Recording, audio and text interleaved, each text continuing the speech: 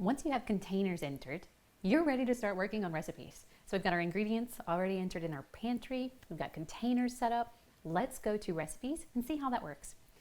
Clicking on the tab right here for recipes, and you can see I've already loaded you with 2 example recipes because again, I want you to be able to play with this. I want you to feel it. I want you to see what it's capable of. Well, at the beginner level, you're going to adapt it in 10,000 other ways that work even better. You're going to show and share with me the magic of how you've adapted Chef Equation to make it work better for your business. But for now, 2 recipes, both valid recipes, both good recipes, both recipes I've actually used and therefore tested. I'm going to click on Cake Classic White just to show you what all is involved inside this recipe. The first thing you're going to notice is we have a recipe name, and that part's important. We want to name each one uniquely to make it very obvious when we're pulling a recipe into a quote sheet what it is.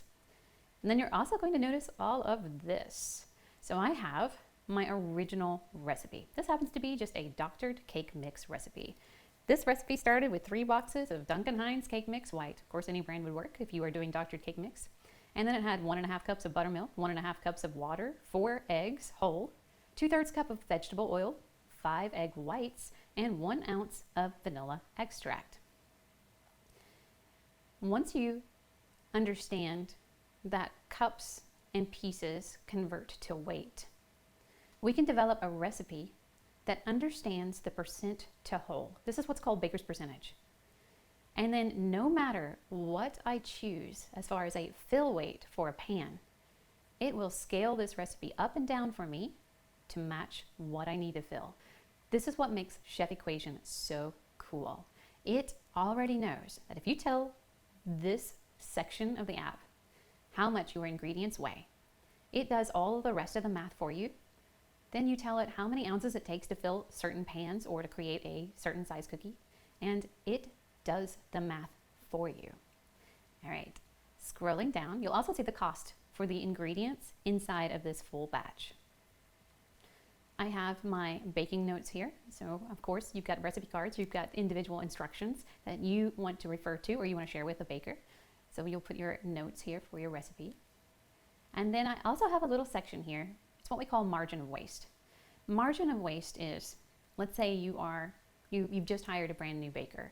And right now they're mostly efficient, but maybe they leave a little extra on the paddle or on the bowl, things that they don't get off completely. And so you end up with just shy of that last cupcake if you follow the batch perfectly. You can add a margin of waste. By adding a margin of waste to your fill weights, it increases the batch recipe later on ever so slightly so that you can account for what is left in the bowl, what didn't get scraped off the paddle. Isn't that cool? So you can put in a margin of waste. Generally, industry standard is about 5%. Depending on what you're doing, it could be 0. Or, if there is a lot of waste or a lot of breakage or a lot of loss, you might go up to 10%. That is completely flexible and you get to put that number in. And then I added my containers. And the first container I started with was 1 original recipe batch. Why? Because I want to make it easy on myself. If I just want to make a batch of the mix, if I just want to make a batch and then fill up however many cupcakes I want, I can do that. But I also included my individual pan sizes and how many ounces it took to fill those pans. And you can do this in a couple of ways. You can create your recipe first, and then as you need it, put in an estimate amount of ounces for your pan sizes. That's what I did originally. I created my batter batches and I converted it into weighted measurements. I put it through baker's percentage. Then I took a 6-inch round and I filled it, eyeballed it 3/4 of the way full, and then I baked it off. And when I looked at it, if it overflowed, obviously I needed to reduce the number of ounces to fill that pan. If it underfilled, like if it didn't rise up to the top edge, then I knew I needed to add a few ounces to my containers.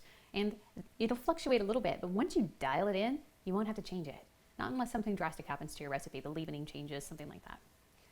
All right, so this recipe includes title, ingredients, baker's percentage, notes, a percentage of waste, and then the containers and how much it takes to fill that container. That's what's in a recipe. Let me show you in the next video how to create your own recipe so you can play around and get started, get into Chef Equation, get a feel for it, and then think about ways that you can adapt it to fit your business model.